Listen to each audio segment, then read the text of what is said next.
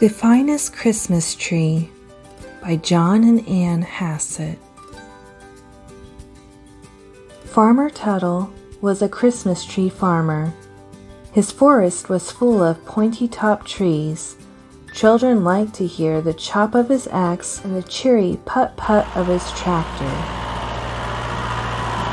Every Christmas, Farmer Tuttle piled the trees onto his truck for a trip to the city. He sold his trees from a busy street corner. He helped shoppers pick a tree that was just right, not too big and not too small.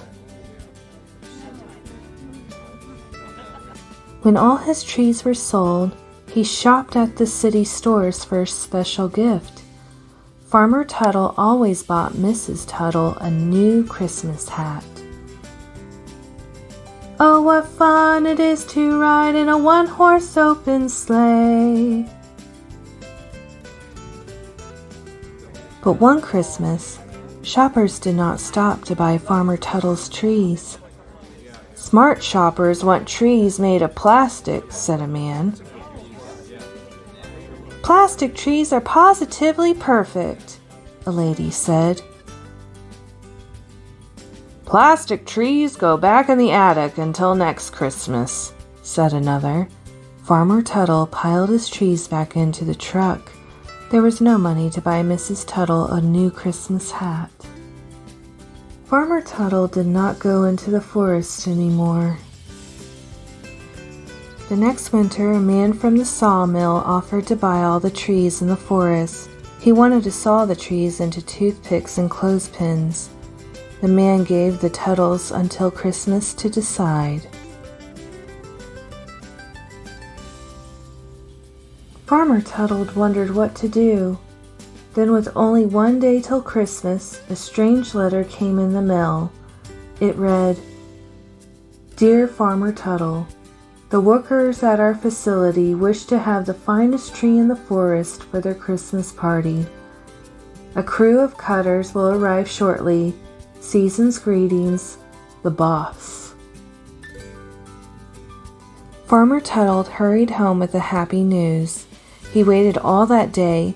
He waited long into the night, but the crew of cutters did not come. "Perhaps they have chosen a plastic tree," he said to Mrs. Tuttle. He began to think about the toothpicks and clothespins. Farmer Tuttle tugged on his hat and coat and set off for the forest. Farmer Tuttle was surprised to find small footprints in the snow. He scratched his puzzled head. Paths of tiny footprints wandered from tree to tree all through the forest. Soon Farmer Tuttle heard the chop-chop of an axe. He saw a tall, pointy-topped tree fall to the snow.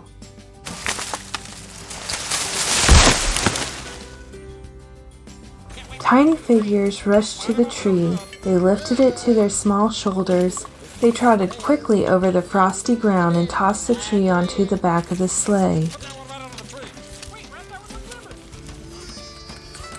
Little voices cheered as the sleigh raced over the snow. It leaped over the treetops. Up, up the sleigh flew through the silent glimmering stars, and then it was gone. Farmer Tuttle found a box where the tree had stood. Inside was a beautiful Christmas hat. He tucked the box under his arm and hurried home. Farmer Tuttle's trees still grow in the forest.